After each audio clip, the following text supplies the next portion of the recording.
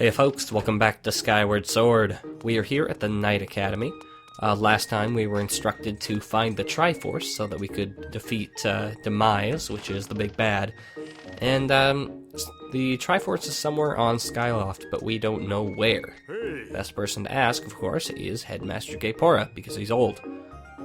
And wise and other things, but mostly old. Anyway, for whatever reason, he can't tell Gaepora what happened to Zelda, his daughter.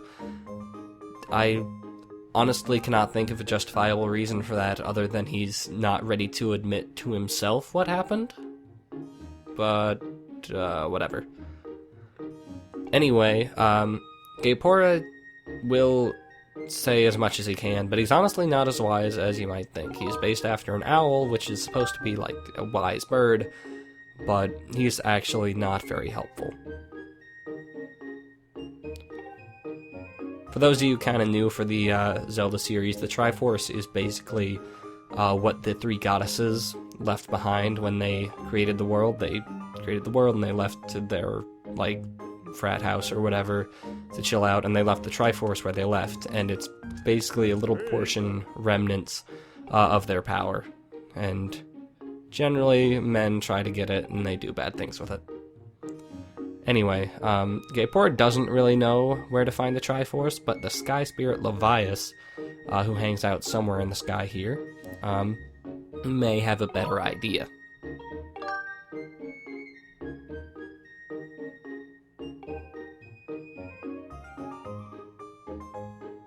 I have been to that Thunderhead many times, it's true. I have not seen a Sky Spirit.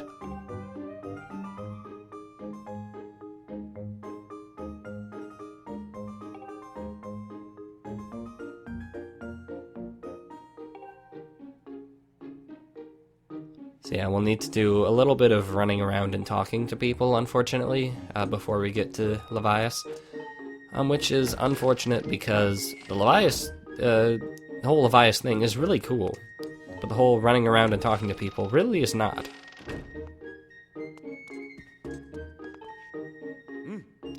Luckily, Owlin is right next door.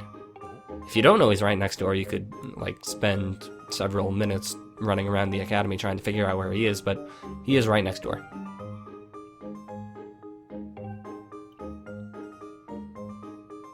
A monster. So yeah, Levias has not really been in a good mood, apparently.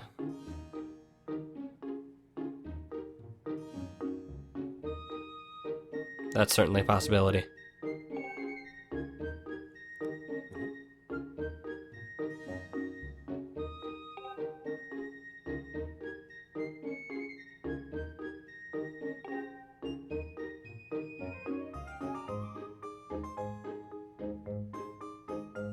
Well, that's vivid.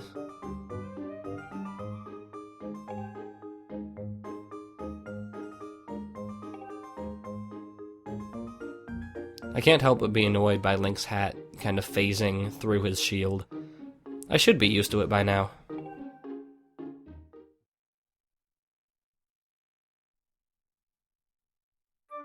Hey!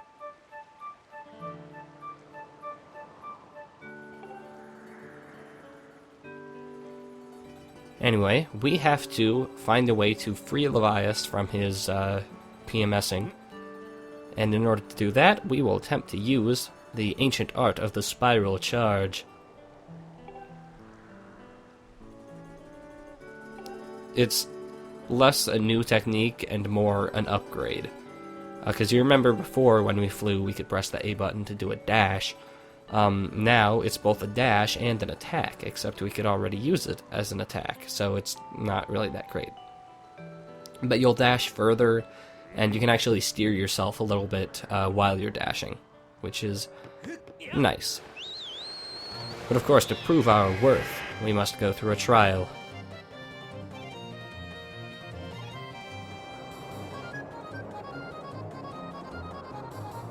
Well, that's convenient. Thanks for doing that off-screen. Did that very quickly. Anyway, we got this little target course here. And, you know, this rock formation is actually a rock formation in the sky. You can fly over there if you want.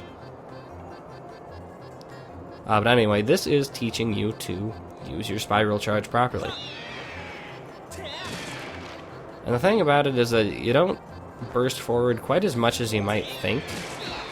At least I don't. So I'll often kind of jump the gun thinking that I will be able to spiral charge further than I actually can. But basically, the important thing to note is that you can steer while charging. And that is very important for hitting targets and any other targets that you might find. Stationary targets, generally pretty easy. Targets in motion are the tricky things. And I found generally, since the birds don't have too tricky of a motion pattern, I guess, but I usually found it a little easier to try to go perpendicular like that. Kind of cross paths with them rather than follow them, which I did right there, and it worked out fine, so whatever. Overall, this isn't too tough of a trial, unless you just suck at the flying controls, in which case, that's unfortunate. I would hate to be you, because flying controls are perfectly fine. As you can see, plenty of time. As long as you get a target like every 12 seconds or something, you'll be fine, and you often will not have to wait that much. There are enough stationary targets, you'll know exactly where you can find some. But it is good to practice on the birds, because we'll have to fight things in motion sooner rather than later.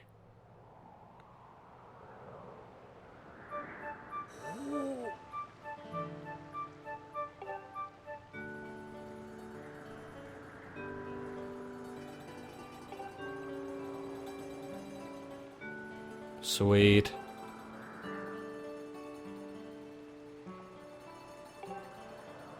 So yeah, Levias is in the Thunderhead somewhere, but we need some way to lure him out, since, you know, we haven't seen him before. And this is the next leg of the amazing talk to people a bunch journey. Let's go over to the Lumpy Pumpkin and see what's up with the dude. Now, even if you've broken this guy's chandelier and haven't paid for its repairs yet, you can still do this side quest. He's not a total dick. He's a mild dick, but he won't prevent you from progressing the plot. The side quest is completely optional.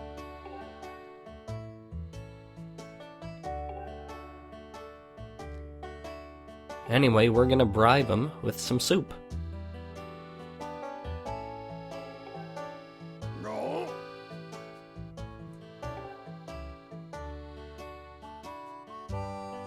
Yes, how are we going to carry a large pot of soup over into the Thunderhead? If only we had some way of carrying large basins of liquid.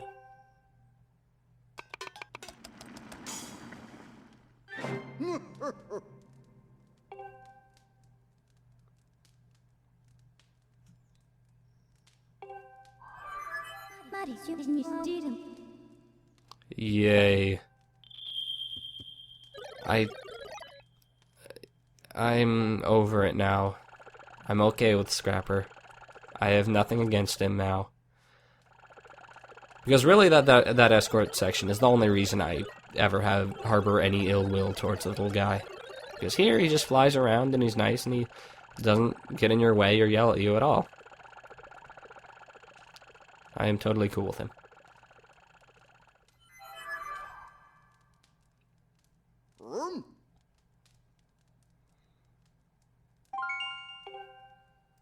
Now, I'm sure you've seen that island as we've passed it by. I don't think I've pointed it out, but it is an island that you can see and go to.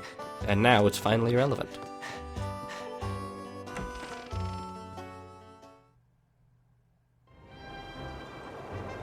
And there it is all the way over here. Of course, there are various issues of, oh my god, it takes so gosh darn long to fly over to places. But it's okay, it's not too bad. And you get to see Scrapper kind of hanging out with you. It's like, ooh, I got pumpkin soup. Don't spill any, BT dubs. God knows where it'll end up.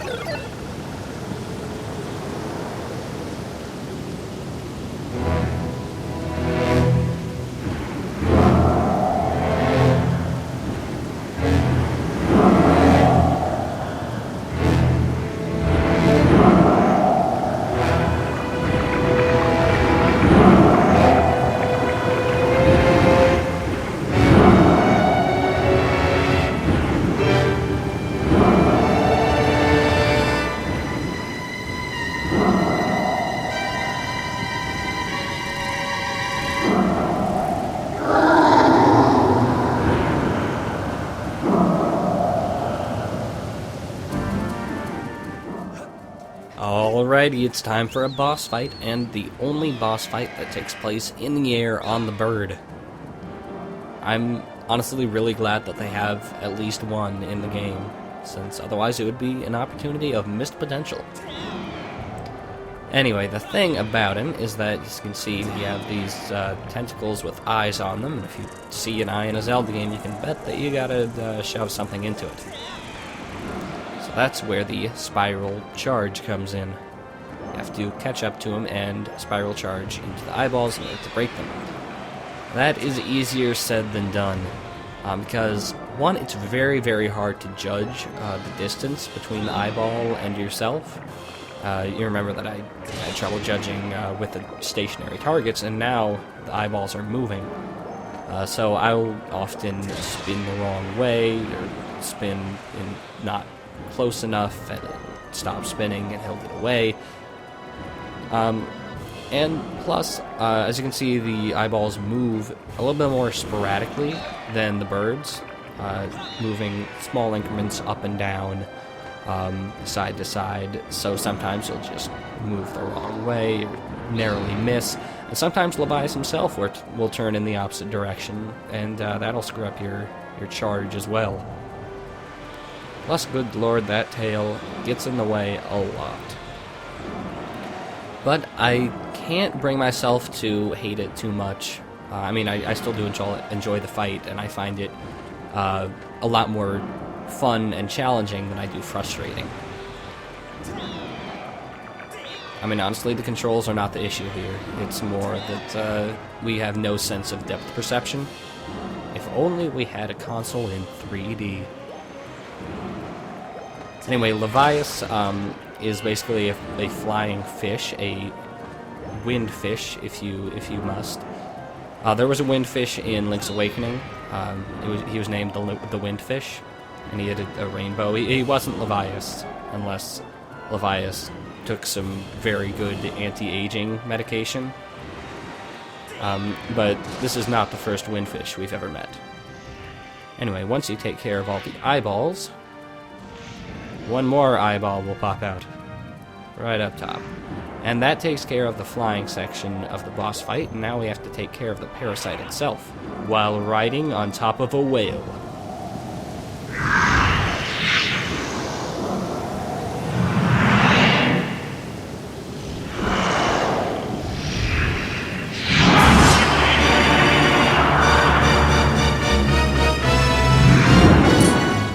Now, Biloclite, or however you say his name, he's a lot more standard than Levias. Basically, he will hawk loogies at you, and you have to slash him in the correct direction to hit him back. And once you've taken care of both of the sides there, his eye will be open. But contrary to perhaps your Zelda instincts, using your bow on it is not the best idea, because he will continue to hawk loogies at you. And instead, you'll probably want to knock the loogie straight back at him. And once you've hurt his eye in one way or another, he will be knocked down, and you will be able to slash the hell out of him. So basically, it kind of comes down to the typical Skyward Sword slash in the correct direction to match the pattern. But overall, I think it's fun. It requires a lot more patience than I think a lot of other bosses do, because you do need to time things well, and you want to be very precise with your slashes, otherwise it'll go off flying in the wrong direction. I'm not sure if your slashes actually need to be upward in order to be knocked at him, but it certainly helps.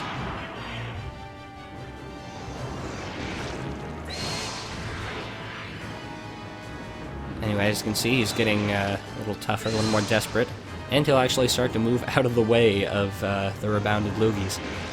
So you'll want to slash at the side that he is dodging to. He doesn't have very good reflexes, just pretty good foresight.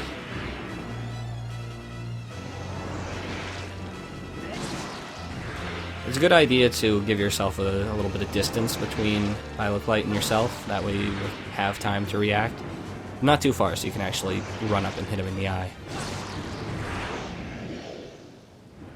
And that takes care of the parasite. Good old Levias should be cured of his parasite issues now.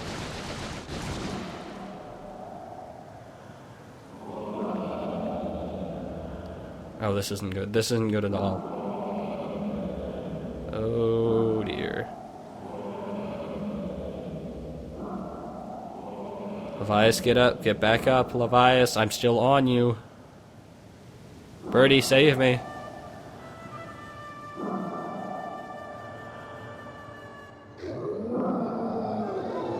Aha, psych, we're okay. So now that Levias is chill once again, the Thunderhead is no longer all thundery, and he's actually able to have a wonderful, stimulating conversation.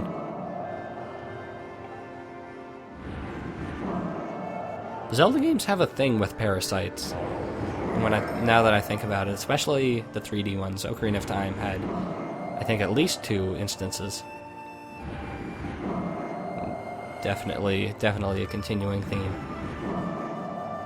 Anyway, you may have noticed he complimented our name. I think that's a callback to when the Elder Giku was like, "Man, you have a weird name."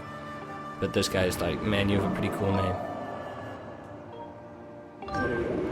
Anyway, Levias here is the one to ask about the Triforce.